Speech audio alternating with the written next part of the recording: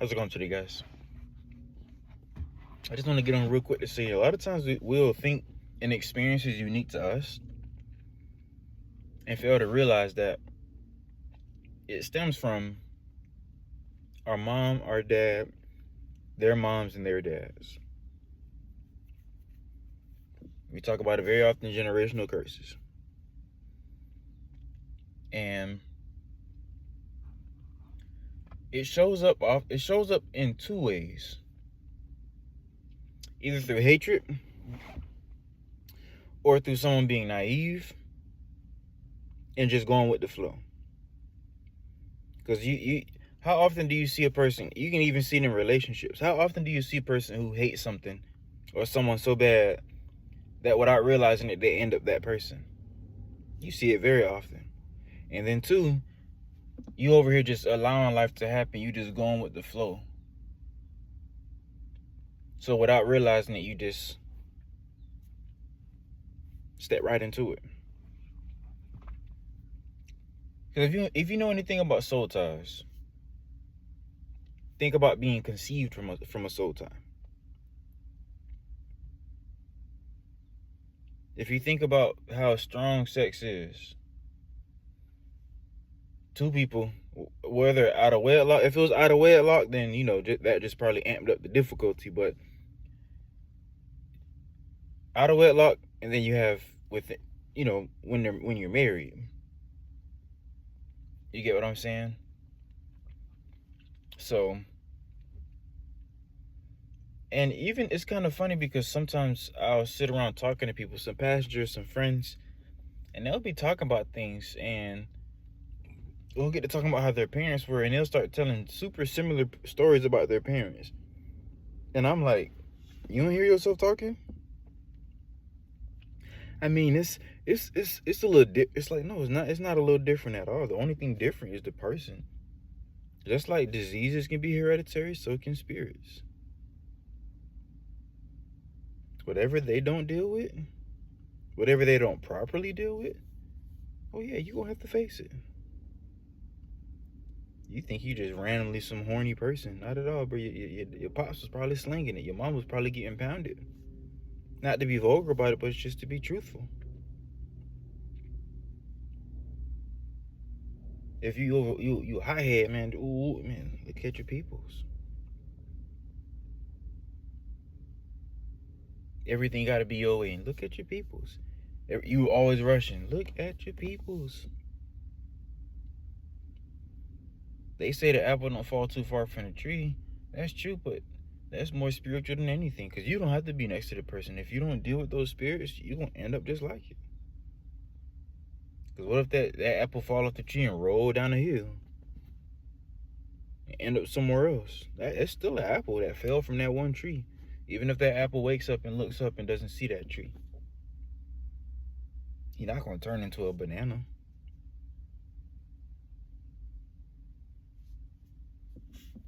And it wasn't until a few years back, I want to say about 2019, maybe 2020, actually when I first started getting sober, so 2020.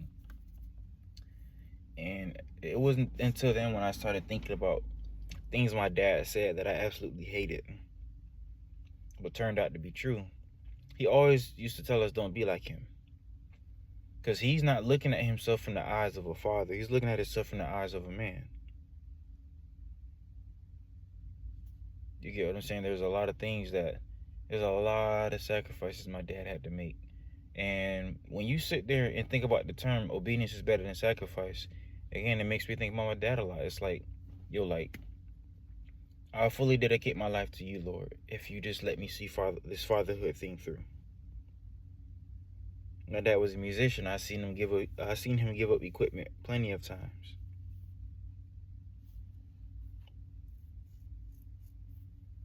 You get what I'm saying? So from that regard, I can get it, because sometimes you have to separate how you feel about a person to actually be able to analyze the truth. He's not demonizing himself. He doesn't hate himself. He just know he made a lot of mistakes, and he's paying for those mistakes. Even now, at the age of 50. And he always used to tell us, hey, once y'all get grown and get your own. Once you graduate and get on your own and can take care of yourself, I'm out. And man, I'm like, man, I don't want to keep hearing all that, man. End up graduating. My brother twin moved off to the military. Shout out him. I got my job and started just doing our own thing. Not too long later, he passed. And accepting the truth made it easier to embrace the grief, but not make a bed out of the grief.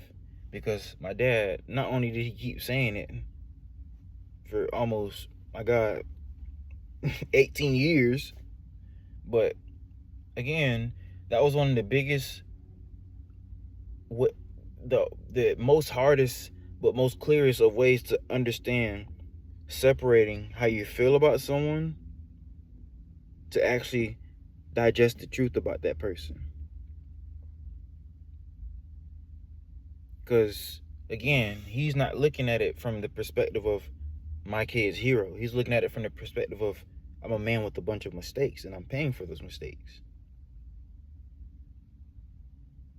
You get what I'm saying? Be better than me. I love the way that my pastor puts it at the church. He says, this generation's ceiling is the next generation's floor. And this is why forgiving and love is such an important thing when it comes to this walk of life with our parents, because as men, you end up hating your daddy, you're going to end up just like him. You end up hating your mom, you're going to end up with a woman just like her. And for the women, you hate your mama, you're going to end up just like her. You hate your daddy, you're going to end up with a man just like him. Or you're going to end up with a man that's going to force you to confront the hatred of your daddy because he love you. Or vice versa, for the man, you're going to end up with a woman that's going to force you to confront the hatred of your daddy. Why? Because they know it's going to lead you right into being just like them. Think about, what's his name? Simba and Scar. I don't know his real name. I think it was Simba. Mufasa. Think about Mufasa. He just naturally being courageous. He's not saying I have to be the most courageous one. He just naturally doing this thing. I love my people, so I'm gonna stand it. When it come down to it, I'm gonna whoop, whoop, whoop. And then Scar, like, yeah, I'm a big dog, but every time it came to making big dog decisions, what he did, he backed down, and that hatred just boiled in him. And guess who he ended up just like? His people. And here's the thing, Scar wasn't that boy was adopted. That boy was nowhere near his pride. If you don't know what the pride is, that's a group of lions. But he was nowhere. The apple don't fall too far from the tree. But yes, sometimes the apple can roll down. He didn't wake up. That hatred never got dealt with.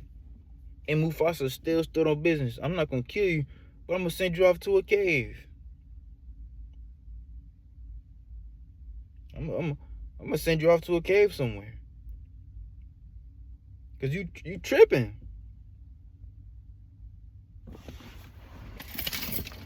I wrote it down in my book. I was even speaking with some of my friends about it. And then I'm gonna close with this. And first and foremost, I'll say, if Jesus, when God reveals something to you, be obedient to it. And go to God with the grief. Literally go to God with the grief of it. Because sometimes we make things harder. We make it hard to accept things because how we feel about it, man. And that's completely normal. You're a human. Don't strip away your humanity because you're trying to play God in your own life. If you find out the truth about something and it hurts, let it hurt. But yes, 4 things that you need to forgive: your parents, your exes, your haters, in any type of shape or form that may be. And I simplified it to haters, but people who oppose you, people who don't see the best for you, people who literally don't want the best for you. And last but not least, yourself. Y'all have a blessed day.